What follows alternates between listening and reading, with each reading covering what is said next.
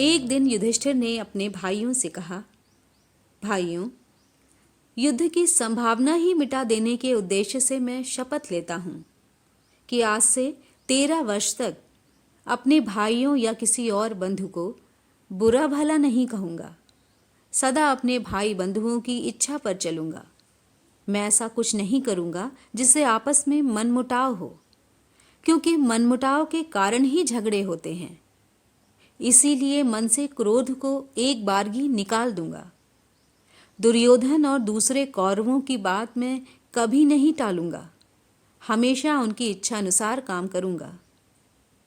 युधिष्ठिर की बातें उनके भाइयों को भी ठीक लगीं। वे भी इसी निश्चय पर पहुंचे कि झगड़े फसाद का हमें कारण नहीं बनना चाहिए।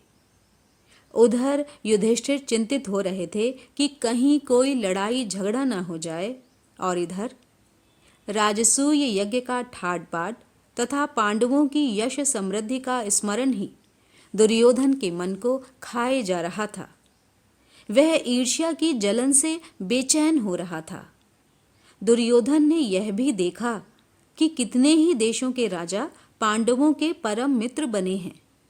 इस सब के स्मरण मात्र से उसका दुख और भी असह्य हो उठा। पांडवों के सौभाग्य की याद करके उसकी जलन बढ़ने लगती थी। अपने महल के कोने में इसी भांति चिंतित और उदास भाव से वह एक रोज खड़ा हुआ था कि उसे ये भी पता न चला कि उसकी बगल में उसका मामा शकुनी आ खड़ा हुआ है। बेटा, यूं चिंतित और उदास क्यों खड़े हो? कौन सा दुख तुम्हें सता रहा है? शकुनी ने पूछा। दुर्योधन लंबी सांस लेते हुए बोला, मामा, चारों भाइयों समेत युधिष्ठिर ठाट बाट से राज कर रहा है। ये सब इन आंखों से देखने पर भी मैं कैसे शोक न करूं? मेरा तो अब जीना ही व्यर्थ मालूम होता है। शकुनी दुर्योधन को सांत्वना देते हुए बोला, बेटा दुर्योधन, इस तरह मन छोटा क्यों करते हो? आखिर पांडव तुम्हारे भाई ही तो हैं। उनके सौभाग्य पर तुम्हें जलन नहीं होनी चाहिए। न्यायपूर्वक जो राज्य उनको प्राप्त हुआ है, उसी का तो उपभोग वे कर रहे हैं। पांडवों ने किसी का कुछ बिगाड़ा नहीं है।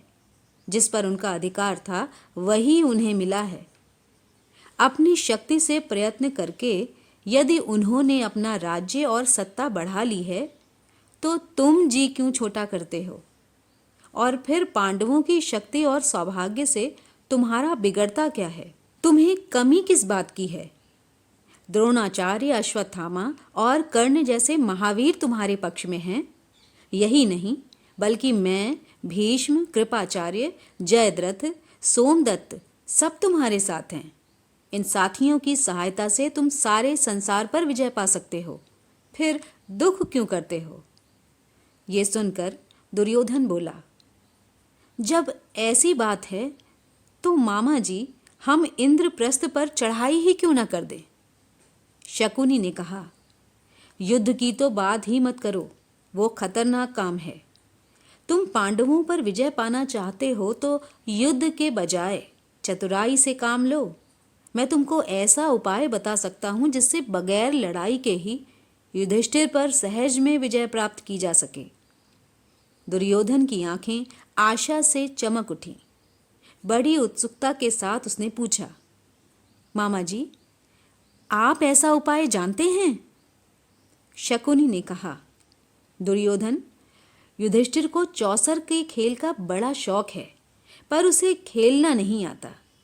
हम उसे खेलने के लिए न्योता दें तो युधिष्ठिर अवश्य मान जाएगा। तुम तो जानते ही हो कि मैं मंजा हुआ खिलाड़ी हूं। तुम्हारी ओर से मैं खेलूंगा और युधिष्ठिर को हराकर उसका सारा राज्य और ऐश्वर्य बिना युद्ध के आसानी से छीनकर तुम्हारे हवाले कर दूंगा। इसके बाद दुर्योधन और शकुनी धृतराष्ट्र के पास गए। शकुनी ने बात छेड़ी, राजन, देखिए तो, आपका बेटा दुर्योधन शोक और चिंता के कारण पीला सा पड़ गया है। अंधे और बूढ़े धृतराष्ट्र को अपने बेटे पर अपार स्नेह था। शकुनी की बातों से वह सचमुच बड़े चिंतित हो गए। अपने बेटे को उन्होंने छाती से लगा लिया और बोले, बेटा, मुझे तो कुछ समझ में ही नहीं आता कि तुम्हें किस बात का दुख हो सकता है। तुम्हारे पास ऐश्वर्य की कमी नहीं है, सारा संसार तुम्हारी आज्ञा पर चल रहा है, फिर तुम्हें चिंता काहे की? लेकिन शकुनी ने धृतराष्ट्र को सलाह दी कि चौसर के खेल के लिए पांडवों को बुलाया जाए। दोनों के इस प्रकार आग्रह करने पर भी धृतराष्ट्र ने तुरंत हाँ नहीं की। वह बोले, मुझे ये उपाय ठीक नहीं जच रहा। मैं विदुर से भी तो सलाह कर लूं, वह बड़ा समझदार है। मैं हमेशा से उसका कहा मानते आया हूं। उससे सलाह कर लेने के बाद ही कुछ तय करना ठीक होगा। पर दुर्योधन को विदुर से सलाह करने की बात पसंद नहीं आई। धृतराष्ट्र बोले, जुए का खेल बैर विरोध की जड़ होता है। इसलिए बेटा, मेरी तो ये राय है कि तुम्हारा ये विचार ठीक नहीं है, इसे छोड़ दो। दुर्योधन अपने हठ पर दृढ़ रहता हुआ बोला, चौसर का खेल कोई हमने तो इजाद नहीं किया है, ये तो हमारे पूर्वजों का ही चलाया हुआ है। दुर्योधन के इस तरह आग्रह करने पर आखिर धृतराष्ट्र ने घुटने टेक दिए। बेटे का आग्रह मानकर धृतराष्ट्र ने चौसर खेलने के लिए अनुमति दे दी और सभा मंडप बनाने की भी आज्ञा दे दी। परंतु विदुर से भी उन्होंने इस बारे में गुपचुप सलाह की। विदुर बोले, राजन, सारे वंश का इससे नाश हो जाएगा। इसके कारण हमारे कुल के लोगों में आपसी मनमुटाव और झगड़े फसाद होंगे। इससे भारी विपदा हम पर आएगी। धृतराष्ट्र ने कहा, भाई विदुर, मुझे खेल का भय नहीं है, लेकिन हम क्या कर सकते हैं? सो तुम ही युधिष्ठिर के पास जाओ और उसे मेरी तरफ से खेल के लिए न्योता देकर बुला लाओ। अपने बेटे पर उनका असीम स्नेह उनकी कमजोरी थी।